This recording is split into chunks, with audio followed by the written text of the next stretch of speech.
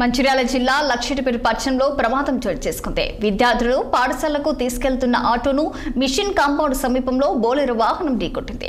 ఈ ప్రమాదంలో ఆటోలో ప్రయాణిస్తున్న కొంతమంది విద్యార్థులకు స్వల్ప గాయాలయ్యాయి. సమాచారం అందుకున్న పోలీసులు వెంటనే ఘటనా స్థలానికి చేరుకుని గాయపడిన విద్యార్థులను ప్రభుత్వ ఆసుపత్రికి తరలించారు. ప్రస్తుతం వారి ఆరోగ్య పరిస్థితి నిలకడగా ఉందని పోలీసులు తెలిపారు. ప్రమాదానికి గల కారణాలపై దర్యాప్తు చేపట్టినట్లు పోలీసులు వెల్లడించారు.